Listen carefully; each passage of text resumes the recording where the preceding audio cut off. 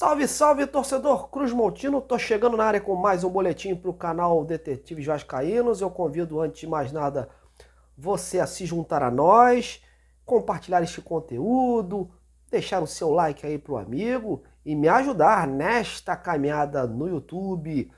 Bom, mas nesse vídeo de hoje a gente vai destacar aí, após a atmosfera criada ao jogo do Curitiba, né, que ainda é alvo de muitas críticas por parte do Barbieri, principalmente, né?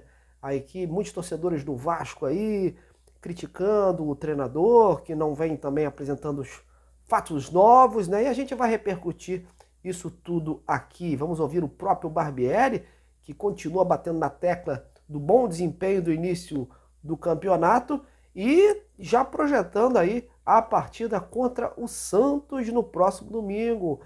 O Vasco tem o desfalque do volante Andrei Santos, fica aí a incógnita de quem vai substituir o jogador, a gente vai debater isso aqui. E pelo lado do Santos também já tem desfalque certo, e eu vou contar para você tudinho sobre isso e também sobre a tabela do Vasco. Olha os próximos jogos, depois do jogo da partida contra o Santos. Promete, viu? É parada duríssima. Portanto, me acompanhe até o final e vamos em frente. Bom, e o jogo contra o Curitiba já é coisa do passado. Para o Vasco, o foco é o Santos no próximo domingo.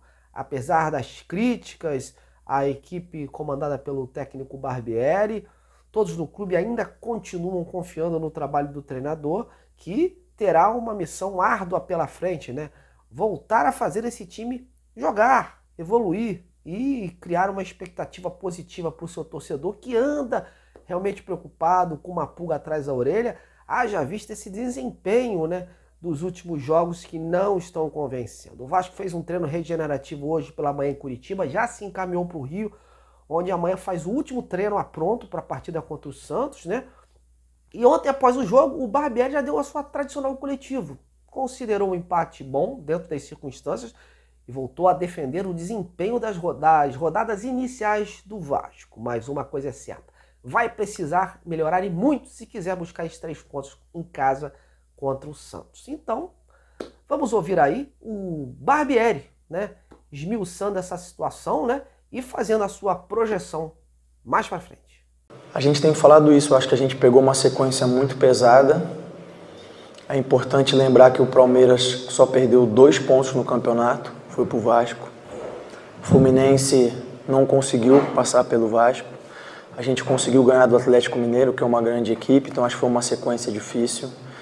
Eu acho que a gente tem buscado pontos importantes e a expectativa era que hoje a gente pudesse buscar mais do que a gente conseguiu, porque isso alçaria a gente a estar na parte de cima da tabela, que é o nosso desejo, que a gente está lutando muito para isso. Mas aí, falando do jogo em si, resultado bom, não. Eu acho que em função da circunstância do jogo foi um resultado satisfatório, mas nunca bom. A gente queria ter buscado a vitória, a gente queria mais, veio para buscar mais e agora a gente precisa fazer os ajustes, encontrar a melhor maneira de fazer essa equipe render mais, de colocar todo o seu potencial dentro de campo.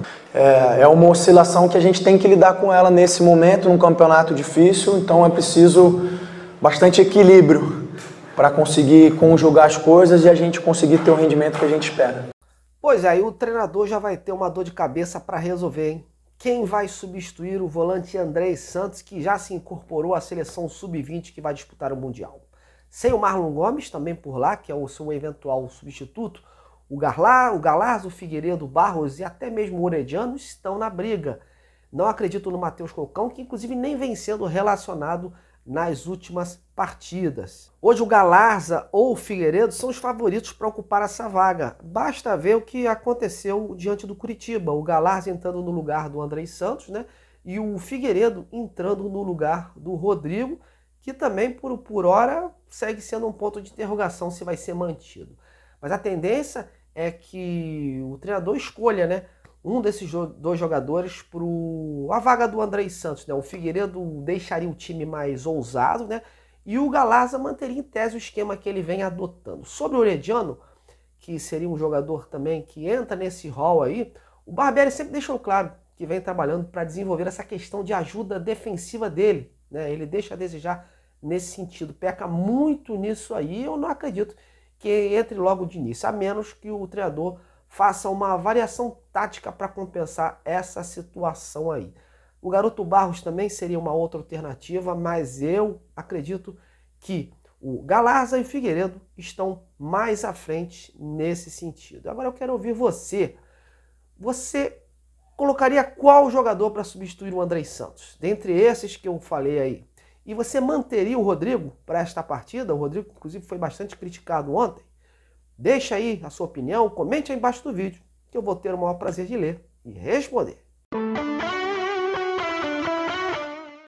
E por falar nesse jogo contra o Santos, né, a tabela do Vasco é cruel depois disso, hein, meus amigos? Como vocês podem ver aí, após o Santos, o Vasco pega o São Paulo fora, lá no Morumbi, equipe treinada pelo Dorival Júnior, que conhece bem o Vasco.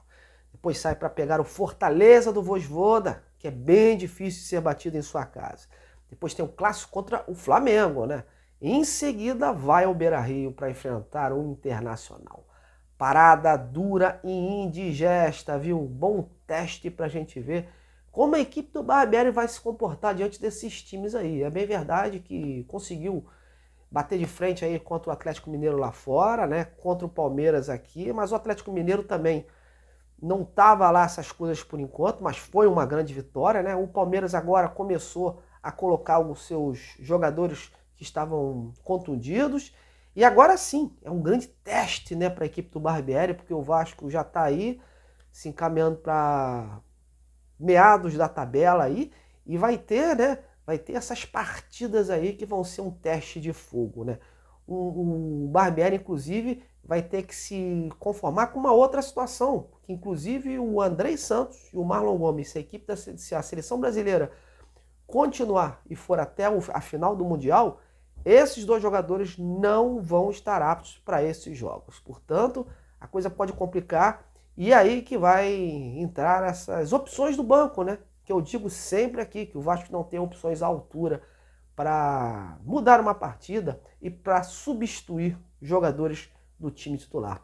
Veremos como se comporta o Vasco do Barbieri nesses próximos jogos após o Santos. E falando no Santos, o adversário de domingo, ele já tem um desfalque certo, viu? Em relação à equipe, claro que vinha jogando. O atacante Steven Mendonça, o rápido atacante Steven Mendonça, foi constatado um edema na coxa direita, né? E por isso o jogador já está vetado de antemão. Por outro lado, outros atletas que preocupavam o Odair Hellmann não devem desfalcar a equipe, né? Os casos do lateral Lucas Pires, do zagueiro Joaquim, do volante Dodge, né?